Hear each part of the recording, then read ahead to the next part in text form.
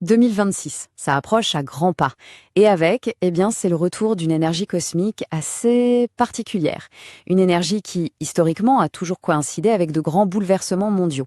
C'est bien sûr l'année du cheval de feu. Alors la question, elle est simple, non? Est-ce qu'on doit en avoir peur, la voir comme une fatalité, ou est-ce que c'est une opportunité stratégique à saisir?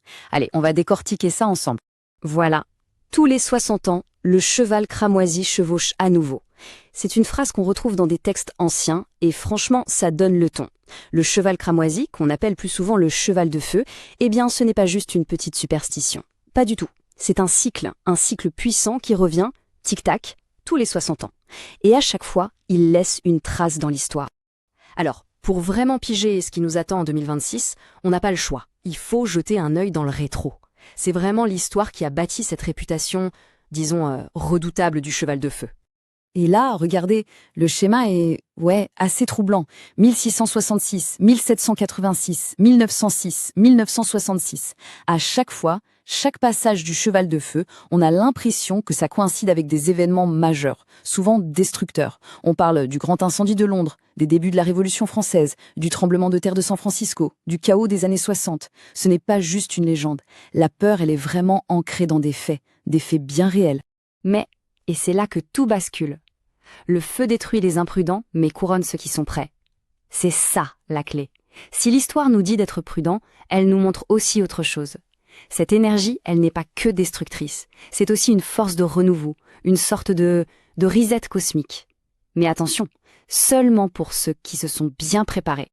Alors, du coup, comment on aborde 2026? Est-ce qu'on reste bloqué sur la superstition, sur la peur historique, ou est-ce qu'on peut, peut-être, voir les choses de façon plus stratégique? C'est vraiment la question au cœur de tout ça. Allez, on va droit au but. Est-ce que l'année du cheval de feu est une malédiction?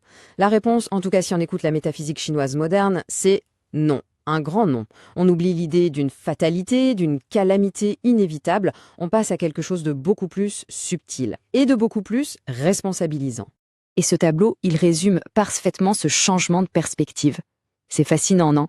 On passe de la peur historique au timing cosmique, de la calamité inévitable à l'opportunité d'alignement. En gros, on bascule de la superstition à la stratégie. L'année n'est plus une punition qu'on subit, mais plutôt une correction. Un moment clé pour se réaligner. Alors voilà le concept, le mot-clé à retenir. Amplificateur. L'énergie de 2026, en fait, elle est neutre. Elle n'est ni bonne ni mauvaise. C'est juste un énorme coup de boost. Une loupe cosmique qui va tout magnifier. Ce qui est déjà là, l'ambition, les opportunités, mais aussi les conséquences. Tout va plus vite. Les bonnes décisions, le succès arrive plus vite. Les mauvaises, l'échec aussi. La clé, ce n'est donc pas l'énergie elle-même, c'est ce qu'on décide de mettre dedans. Bon, avant de continuer, petite précision super importante. Il faut qu'on corrige une erreur très courante. On ne peut pas analyser l'impact de 2026 en se basant uniquement sur son signe de naissance. C'est beaucoup plus subtil que ça. La métaphysique chinoise, elle, utilise un outil bien plus complet. Les 4 piliers du destin. En fait, on n'est plus qu'un seul signe. Chaque personne a une sorte de carte d'identité énergétique unique qui est composée de 4 piliers. L'année, bien sûr, mais aussi le mois, le jour et même l'heure de naissance. Et chacun de ces piliers gère une partie différente de la vie. La carrière, les relations, l'héritage. L'impact de 2026 va donc dépendre de comment tous ces piliers vont interagir avec l'énergie du cheval de feu. C'est une approche beaucoup plus fine, beaucoup plus personnelle. Ok, alors pour y voir plus clair dans tout ça, on peut simplifier. On peut regrouper les 12 signes animaux qui composent ces piliers en 4 grands groupes stratégiques pour 2026. Chaque groupe va avoir une dynamique bien à lui face à cette fameuse énergie de l'année. Voyons voir ce que ça donne. Et voilà, la carte stratégique pour 2026 est sur la table. On a la flamme montante, le feu stratégique, l'épreuve du feu et l'empereur tempéré. Chaque groupe a son propre thème, son propre défi. Et attention, il n'y a pas de bon ou de mauvais groupe. L'important, c'est de comprendre sa propre dynamique pour jouer au mieux sa partie. Allez, on rentre dans le vif du sujet, le concret, le plan d'action. Pour chaque groupe, il y a une stratégie à adopter. L'idée, ce n'est pas juste de survivre à 2026, c'est d'en tirer le meilleur parti. Commençons par la flamme montante, les accélérateurs. Pour le bœuf, le lapin, la chèvre et le dragon, le message est clair. La voie est libre. C'est une année de reconnaissance. Tout s'accélère. Le mot d'ordre pour le bœuf, c'est la stabilité. Pour le lapin, la discipline. Pour la chèvre, l'humilité. Et pour le dragon, le calme. Le moteur est à plein régime, il faut juste bien tenir le volant. Ensuite, le feu stratégique. Les tacticiens, serpent, singe, cheval. Ici, oui, l'année va vite, mais il faut jouer plus intelligemment, pas plus vite. Le serpent, c'est le moment de se réinventer, de couper ce qui ne marche plus. Le singe doit canaliser son intelligence, se concentrer sur quelques gros coups. Et le cheval, attention, même si c'est son année, la maîtrise de soi est la priorité. Sinon, c'est la surchauffe garantie. On passe à l'épreuve du feu, les réformateurs. Pour le tigre, le rat et le coq, la croissance va passer par la pression. C'est sous la contrainte qu'on progresse. Le tigre doit transformer son instinct brut en courage calculé. Le rat, qui est en conflit direct avec l'année, doit absolument voir le changement comme une chance, pas une menace. Et le coq, il va falloir lâcher le perfectionnisme, observer et s'adapter. C'est la clé.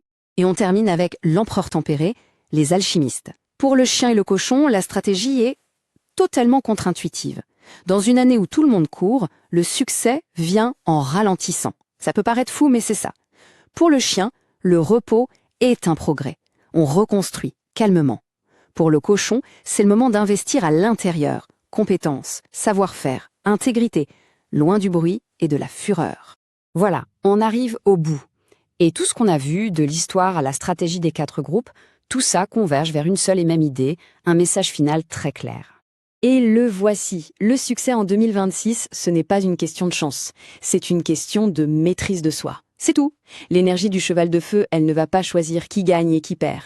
Elle va simplement exiger qu'on se maîtrise, qu'on comprenne son propre rythme, savoir quand appuyer sur l'accélérateur, quand freiner, quand changer de voie. La clé, elle est là. Et au final, tout se résume à ça. 2026, ça va secouer, c'est une certitude. Le changement, il est inévitable.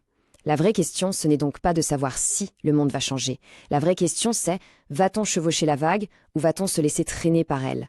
Le pouvoir, au fond, n'est pas dans les étoiles. Il est dans la stratégie que chacun décidera d'adopter.